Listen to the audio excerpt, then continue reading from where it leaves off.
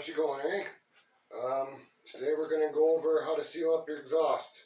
No one likes having leaky headers or leaky manifolds. If your car's got a exhaust manifold leak at the head, you're not going to be picking up too much kushka, so I'll show you the way I do it. First off,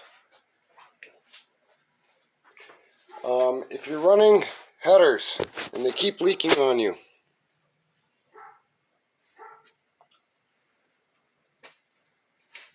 a little trick I learned. Here.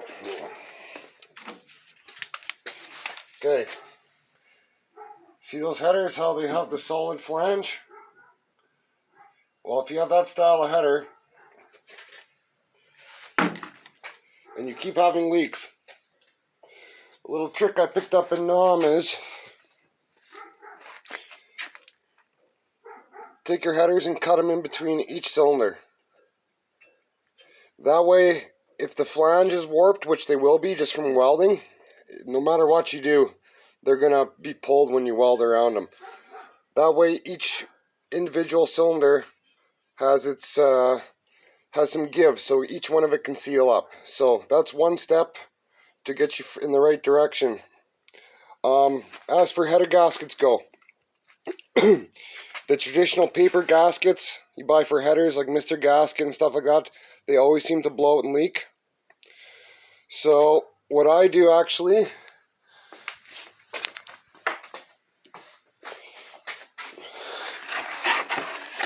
is I use a manifold gasket.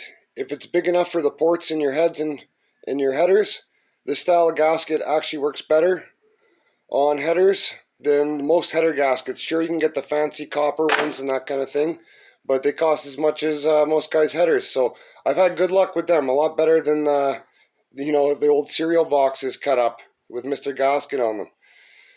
All right, hold on a sec. We'll go over the next thing I do.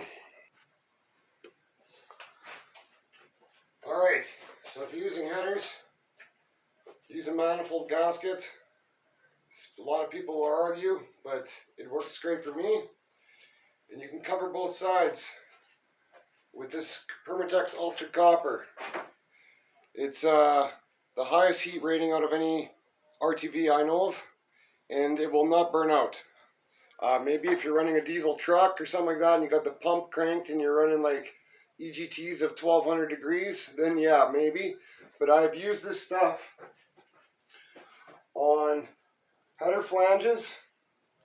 I've used it on collector gaskets. Same with manifolds.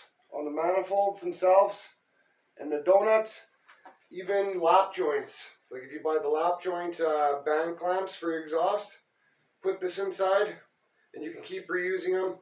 You won't have a problem. I've had it on cars for years. Lots of rips at 3500 going down the highway for hours.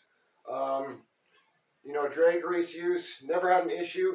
And you can just keep using the same band clamps because factory they have almost like some rubber caulking in there. But once you take them on and off, they're no good anymore. Like the ones that are for butt joints, I'm talking. But they'll work for lap joints, they'll work for anything like that. So this is great stuff. As for just manifolds,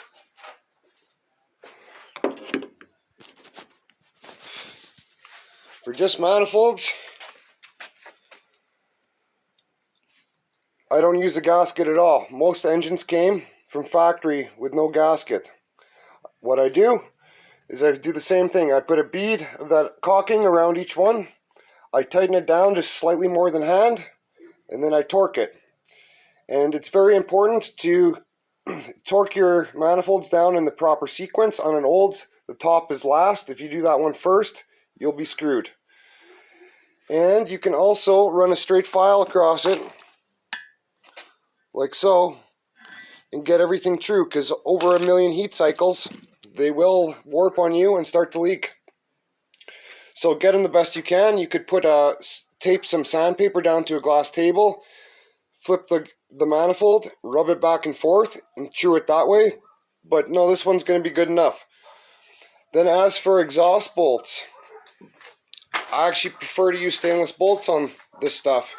The reason being, Olds motors and Ford FEs, for example, some of the exhaust bolts go directly through. Now what happens when that bolt goes through, that bolt gets rusted. When you go to back that sucker off, all those shitty old threads will get jammed in there and they will break off on you.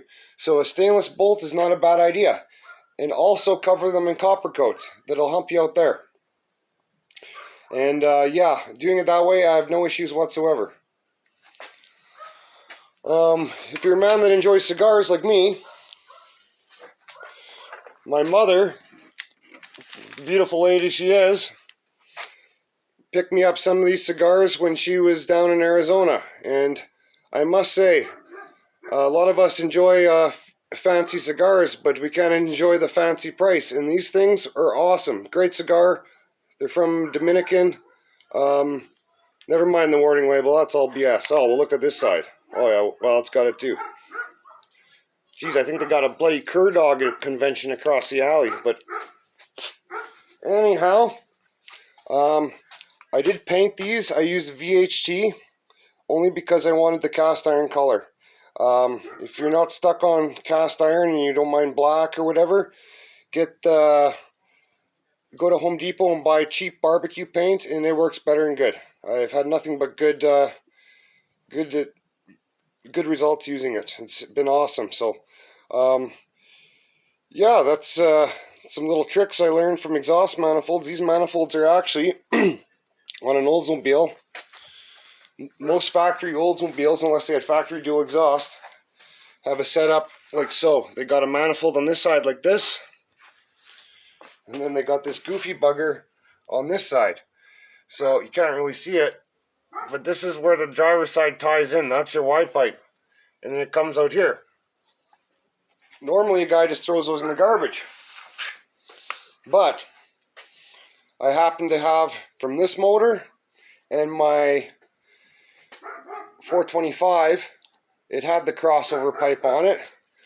And those are the manifolds you got to run. So they're both driver's side, but they'll fit on either side. And this is the manifolds you have to run on in a Studebaker chassis. So I'm glad I didn't throw them out.